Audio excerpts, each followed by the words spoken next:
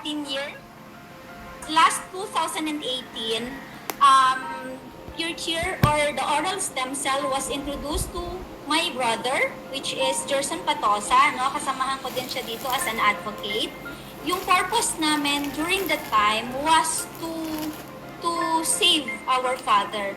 Talagang ginamit ko yung word na save kasi talagang na-save talaga siya because of pure placenta and natugtungan po talaga yung kanyang buhay. And then, nung inintroduce ko sa amin, syempre, just like anybody else, no, na pag narinig natin yung price ng product, talagang masya-shock ka, what? Ang mahal. Pero ako, since I was already familiar with stem cell, hindi na ako nagulat. Sabi ko pa, actually, tol, mas mura na yan. Kasi, nag-research ako, yung isang stem cell injection in Panama is worth 1.5 million. And by the way, during that time, yun yung pinaghahandaan ko, no? So, pinag-iipunan ko po yung 1.6 million para pang stem cell therapy ng aking anak. Kasi during that time, he was diagnosed with autism and based on my research, sabi, only stem cell can reverse autism cases. And so, yun na nga, from being a full-time employee, natutuwa akong magkaroon ng side business. And doon po na-open yung mind ko as sa pagiging businesswoman. Kasi sabi ko, iba pala sa business kasi ikaw yung magdidikta kung magkano gusto mong kitain. Ikaw yung magdidikta kung gusto ko ng bonus na 100,000 this month, gusto ko ng sweldo na 200,000 this month. So, ganun siya kaganda into business. When I started doing this Reway International in full time, you know what? Sabi ko sa sarili ko, kailangan kong bigyan ng chance ko na might as well, at the age of 34, I can retire from my 8 to 5 job. I started doing Reway business full time last July 16 officially of 2019. You know what? I already saved a lot of time. Kasi instead of working full time as an employee, you know what? Yung equivalent na kinita ko last 2020 until now is already more than 13 years of my salary if magtatrabaho ako as an engineer. So you see, nakakapag-save ka ng time and then you can decide to spend your time into more important things and hindi ko lubos maisip kung ano yung mga ginawa ko na maganda na for me to know this company na talagang extraordinary. Kung ano man yung mga problema nyo ngayon, could it be you have financial problems? Could it be you have health problems? Nandito po si Reway International, hindi po nila kayo i-defend. I can tell you that we can live not only 80 years if we can take care of ourselves. Isa po akong gustong magpatotoo sa mga naranasan ko. At unang-una po sa lahat ay ang nagpapasalamat po ako sa Diyos na siya pong mismo ang tunay na manggagamot natin. So, at meron din po siyang instrument para gamitin para po tayo ay gumaling. Bakit ko po nasabi yon? Before po na-introduce sa akin yung placenta, yung porture placenta, ako po ay nakaranas, na-diagnose po ako ng stage 4 cancers. Cancer sa lungs, cancer sa thyroid, cancer sa lymphoma, at hindi lamang po yun, kundi nagkaroon din po ako ng hypo and hyperthyroidism. So nag-combine po yung dalawa, kaya po hirap po ako na talaga po pumipikit ang aking mga mata. At nagkaroon din po ako ng high risk bad cholesterol and low risk good cholesterol. Nagkaroon din po ako ng diabetic, diabetic na po ako, bagsak ang aking immune system. Yung immune system ko bagsak na bagsak at yun po ang nangyayari sa akin na dito sa aking lalamunan, puro sugat po. Kahit anong antibiotic ang gamot sa akin ay patuloy na nasusugat yung aking lalamunan. Ang dami po siyang sugat. And then nagkaroon din po ako ng low hemoglobin. Ito po nakikita nyo po na lahat ng ang dami ko pong pasa sa katawan dahil bagsak po ang aking hemoglobin at ganoon din po yung aking immune system, yung bagsak ng aking immune system at yung lahat po ng blood chem po, lahat po ay mataas at lahat po ay super baba po ang aking blood chem. At ganoon din po, nagkaroon na po ng damage ang aking puso. So, kailangan ko pong magkaroon ng 5 times a day na mag-oxygen para lang makapahinga. And then, na-damage na rin po yung aking liver, yung aking pancreas. So, lahat po damage. So, ang sabi ng doktor sa akin, wala nang pag-asa. Sabi niya, anytime, pwede ka nang kunin ni Lord. So, ano po ang magiging reaksyon ng isang katulad ko na wala, hopeless situation. Wala po akong magawa sa doktor kundi umiyak sa kanyang harapan.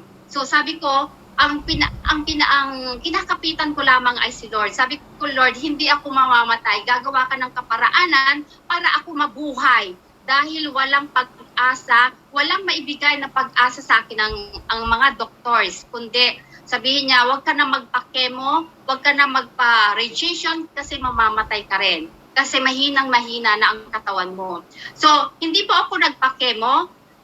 Ang na-introduce po sa akin yung chemo herbal therapy. Ito po ay introduce sa akin ng isang kaibigan ko na ini-inject ko sa aking tiyan. Everyday po yun. At yun po nakadamage sa aking kidney. Lahat ng organ ko na-damage. 1 year po ako nag-injection at ito po ay halagang 75,000 to 100,000 a month. Halos maubusan na po kami ng kabuhayan dahil lang sa aking sakit. So patuloy po na ako nag-i-inject pero hindi po ako gumagaling kung hindi lalong lumalala ang sitwasyon ko. So gano'n na po ang sitwasyon ko noon. So sabi ko, pinanghahawakan ko yung salita ng Diyos at ang sabi ko sa Diyos, Lord, tulungan mo ako. Ihintayin ko na lamang na pumikit ang aking mga mata na walang pag-asa. Sabi ko, Lord, tulungan mo po. Anong gamot ang iinumin ko? Tulungan niyo po ako. And then suddenly, itong aking leader na si Evangeline, na siya po yung nag-introduce sa akin ng placenta. Ito po siya. Siya po yung nag-introduce sa akin ng isang placenta, stem cell na sinasabi nila. At nung nakita ko po ito, sabi ko, wow, grabe. Kasi meron po akong idea about stem cell. Ito po yung napakamahal. Ito po ay 1 million, di ba po, pagka tayo ni-injectionan. Samantalang ito, sabi ko, itatry ko itong stem cell na ito at napakamura kaysa sa aking gamutan. So, ginarap ko po yung opportunity, tinake ko, syempre po, ipagpapray ko po yun na ito, nananampalataya ako na ito yung gagamitin ni Lord sa akin para sa aking kagalingan at hindi po ako nawawalan ng hope. And then, ang ginawa ko po, hindi ko po tinanggal yung aking mga injection.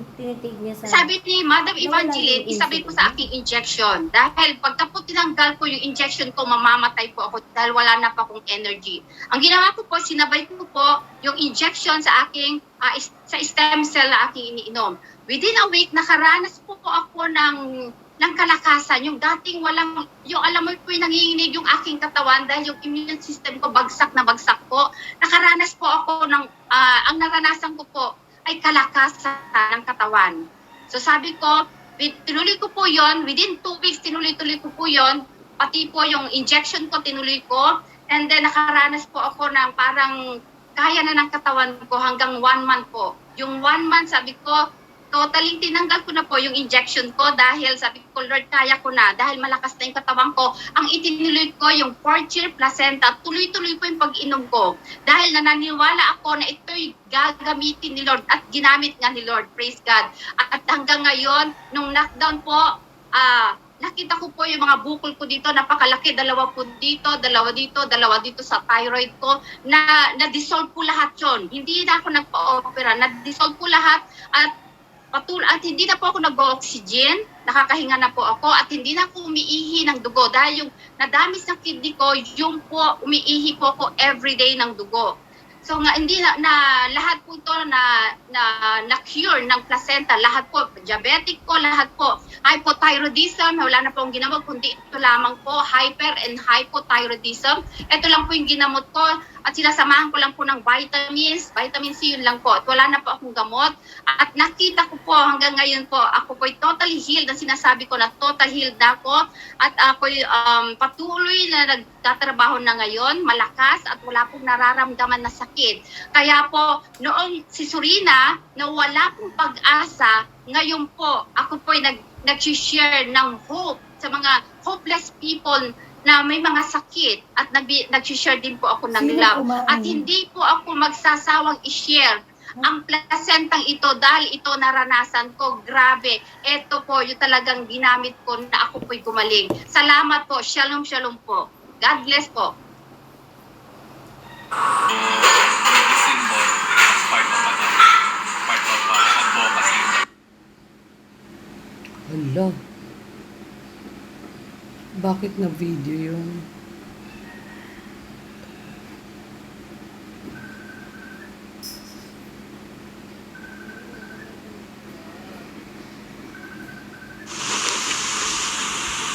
Clear lang.